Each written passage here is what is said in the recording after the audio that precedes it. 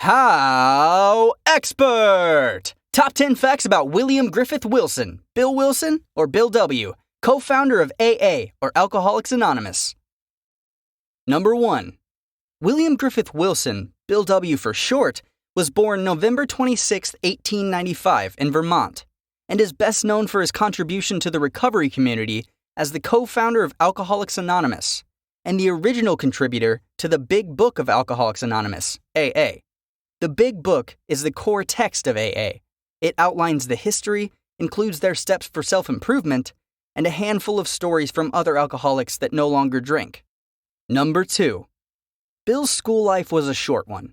According to Robert Thompson, a biographer and author who wrote the book Bill W., a biography of Bill's life, wrote in depth about the early life of Bill Wilson.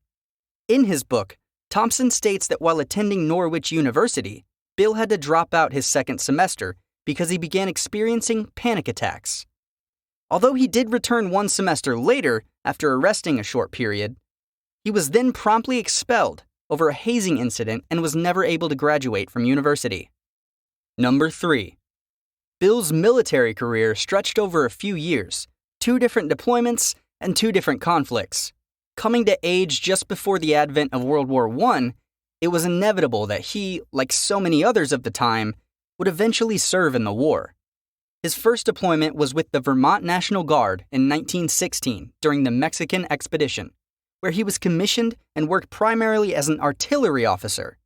In 1918, just before his second deployment, he would marry his sweetheart before heading off to fight in World War I.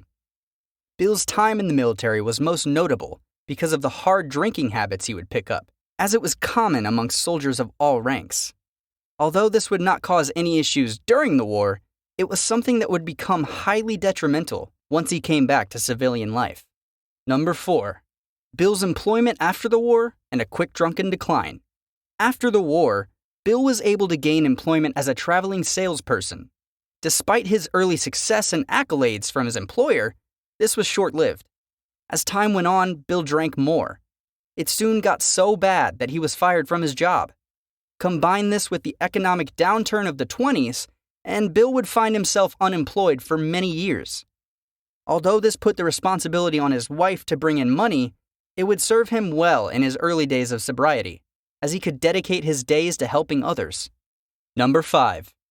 According to Bill himself, he would recount that my drinking assumed more serious proportions, continuing all day and almost every night. I began to be jittery in the morning. My wife began to work in a department store, coming home exhausted to find me drunk. I became an unwelcome hanger-on at brokerage places.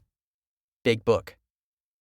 At his lowest, he was constantly drunk, which put quite the stress on his relationship with his wife, Lois Burnham, almost causing the ending of their relationship more than once.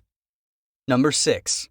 Hospital stays and sanitariums, the beginning of a long road to sobriety.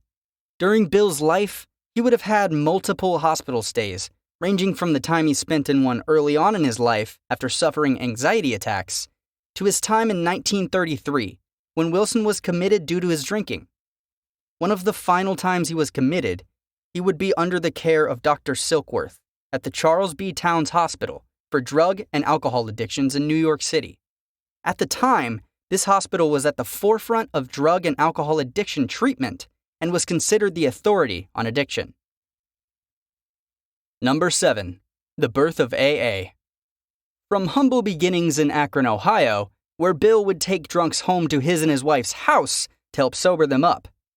He would bring home drunks from the area, get them dried out, feed them, and get them on their way to the community that would eventually grow to include hundreds of thousands of people in multiple countries, based almost entirely on the core tenet of helping another alcoholic.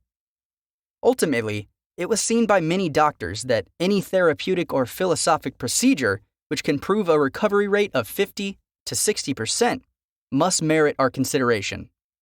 So, Alcoholics Anonymous was seen as a huge success and would be the go-to treatment for many. This rate of sobriety was far better than any other treatment to that point. Not only would this book serve as a guideline to life for many, but it would also serve as the guidelines for the wider group, allowing them to offer support to others experiencing similar issues. Number 8. The creation of the Big Book and its spread, how AA became ubiquitous with sobriety. Early in the creation of AA, in 1938, when the community consisted of approximately 100 alcoholics spread around Akron and New York, they decided they needed a better way of carrying their message, helping others follow in their footsteps to become sober. As a fellowship, they decided that publishing a book would allow them the greatest reach and was determined by the group to be the best way to promote its recovery program. Bill Wilson was chosen as the primary author. The book was given the title Alcoholics Anonymous, and it included a list of 12 suggested steps for spiritual growth. They called this list the 12 Steps of Alcoholics Anonymous. Number 9. Age was not kind to Bill. As you can imagine, during his periods of extreme alcohol consumption and a lifetime of being a heavy smoker, Wilson passed at 75 on January 24, 1971. During his final years of life, Bill suffered through a myriad of health issues, mostly related to his smoking. In his last years, he would eventually suffer from emphysema and later bouts of pneumonia. Number 10. Through the creation of Alcoholics Anonymous and Bill's dedication to helping others recover from addiction have left a lasting legacy. As of the latest records, AA now has over 2 million active members and groups in almost every country worldwide.